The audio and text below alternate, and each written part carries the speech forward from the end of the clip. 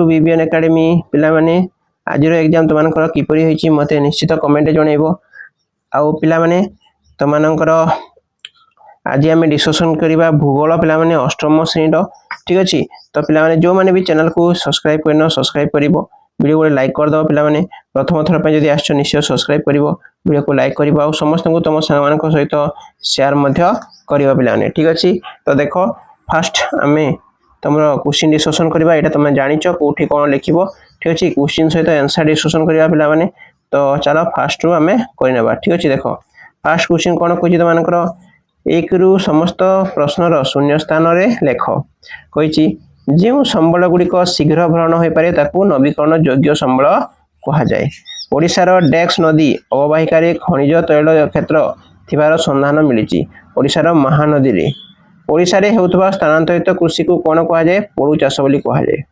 भारतर प्रथम आधुनिक कार्पास बयन शिल्प केउठारे प्रतिष्ठा कराइछि मुंबई रे सर्वाधिक जनबहुल महादेश डेक्स देश रे परिचित जनबहुल देश पिला माने एशिया ठीक अछि नेक्स्ट देखो 6 रु 12 नंबर पर्यंत प्रश्न गुड़िकर 4 गोटी संभाव्य विकल्प मध्यरु ठीक उत्तरटी बाछि पार्श्वस्थ कोठरी रे टिक चिन्ह दियो पवन केउ प्रकार संबल नवीकरण कोन पिला माने पवन सर्वव्यापी संबल ठीक अछि नेक्स्ट देखिबा देखो पृथ्वीर प्रथम जल विद्युत विकासकारी देशर नाम कोन नॉर्वे कोन पिला माने नॉर्वे ठीक अछि नेक्स्ट देखिबा देखो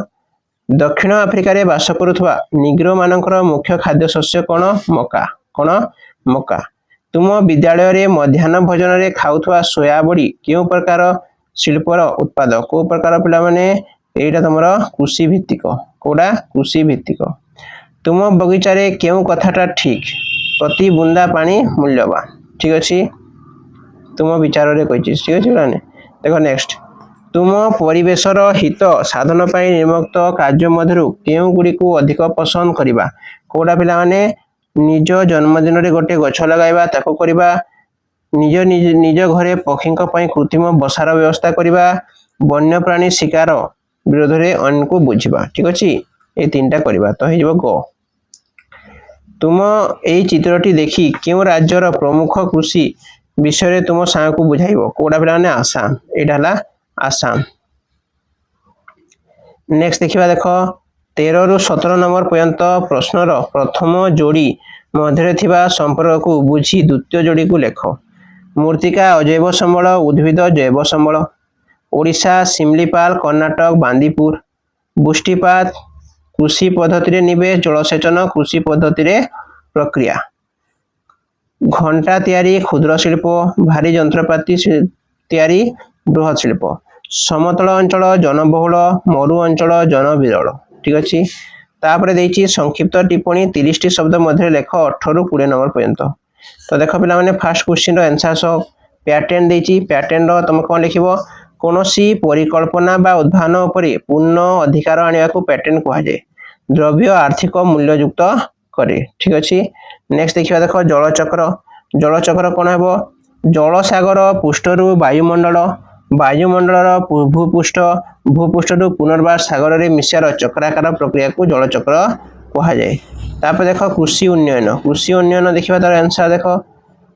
सीमित जमी जल जंगलर व्यवहार द्वारा प्रयोजन हेउथबा अधिक खाद्य शस्य उत्पादन प्रयास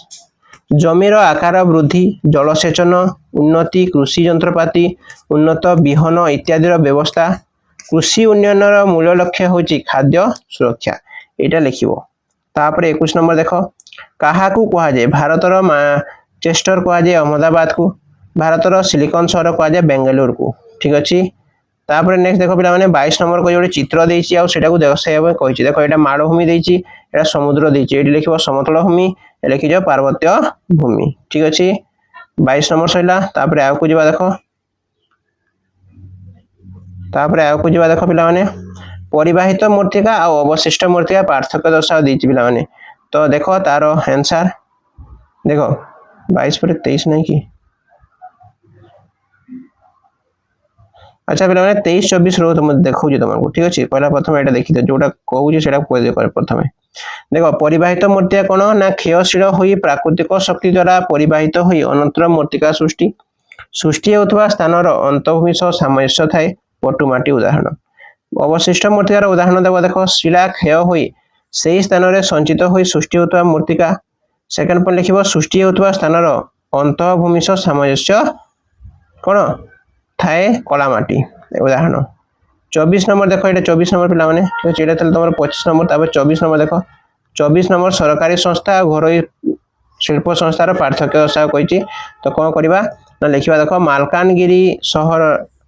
সরকারি মালিকানারে পরিচালিত উদাহরণ হলা ভারতীয় ইস্পাত নিয়োগ হিন্দুস্তান এরোনটিক্স লিমিটেড ঠিক আছে।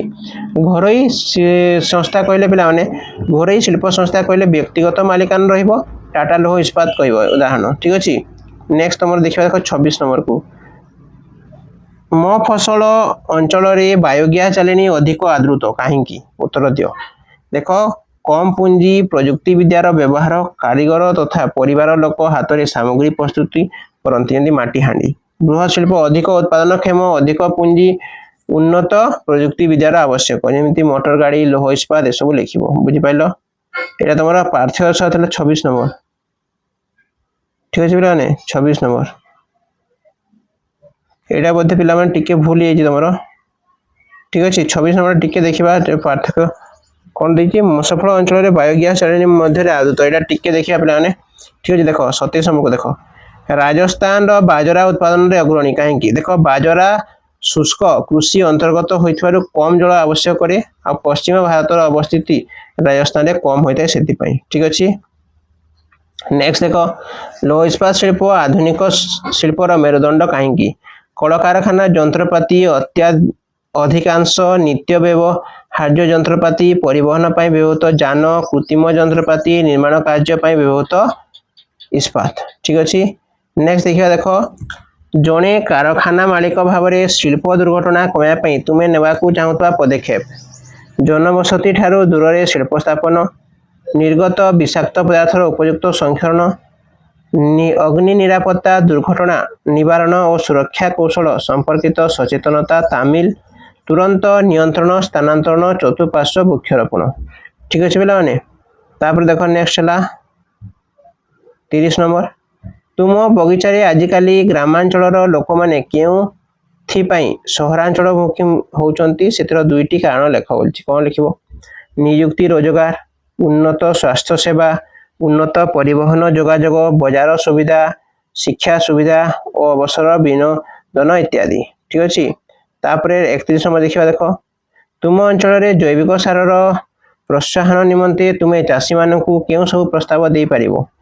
रासायनिक सार बदल जैविक सार रासायनिक कीटनाशक बदल जैविक प्राकृतिक कीटनाशक व्यवहार जीनीय परिवर्तित जीव उत्पादन व्यवहार वर्जन ये सब दे पार ठीक अच्छे। तो यहाँ रहा पे तुम कौन ना तुम जोग्राफी अष्टम श्रेणी जोग्राफी ओके पिला माने थैंक यू।